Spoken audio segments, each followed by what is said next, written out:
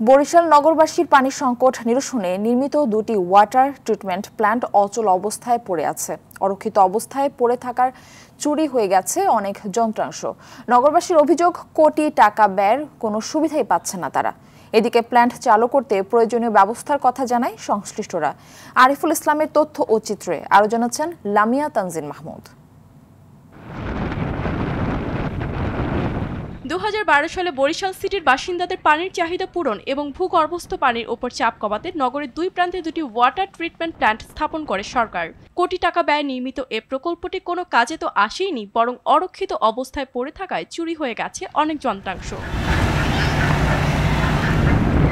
বরিশাল মহানগরে প্রতিদিন 7 কোটি 20 লাখ লিটার পানির প্রয়োজন হলেও এর অর্ধেকও পূরণ করতে পারছে না সিটি কর্পোরেশন। অথচ দুটি ওয়াটার ট্রিটমেন্ট প্ল্যান্ট পড়ে আছে অকেজো অবস্থায়। নগরবাসীর অভিযোগ, কোটি টাকা ব্যয়ের কোনো সুবিধাই পাচ্ছেন না তারা। বিশুদ্ধ পানীয় জলের যে সরবরাহটা সেটা নিশ্চিত করা দরকার।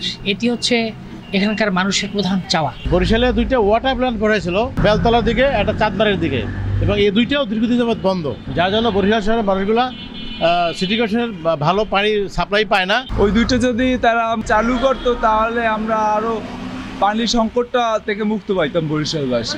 এমন বাস্তবতায় প্ল্যান্ট দুটো চালুর দাবি জানালেন নাগরিক সমাজের সভাপতি। বরিশালের শহরের পাশে একটি বড় নদী, কীর্তনখোলা নদী রয়েছে। সেই নদীর পানিকে বিশুদ্ধকরণ প্রক্রিয়ার মাধ্যমে তাহলে বরিশালবাসীর যে পানির সমস্যা রয়েছে সেই সমস্যা দূরীকরণ হবে।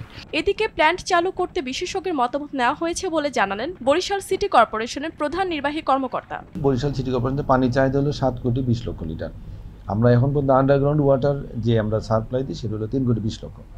এর সাথে যদি এটা দুটো যোগ হয়, দুটো ওয়াটার যোগ হয়, তাহলে আমাদের আন্ডারগ্রাউন্ড পানির উপর চাপটা একটু কমে আসবে। এবং একই সাথে আমাদের টার্গেট আছে আরও দুইটি নতুন করে ওয়াটার ট্রিটমেন্ট প্ল্যান্ট উদ্বোধন করা। সম্ভাবনার শহর বরিশালে পরিকল্পনা আর বাস্তবায়নের হেরফেরে থমকে রয়েছে অনেক উন্নয়ন প্রকল্প। জনকল্যাণমুখী প্রকল্পগুলোর চালুর মাধ্যমে নাগরিক সেবার মান বৃদ্ধি করবে কর্তৃপক্ষ, এমন প্রত্যাশা বরিশালবাসীর। লামিয়া তানজিন মাহমুদ, RTV।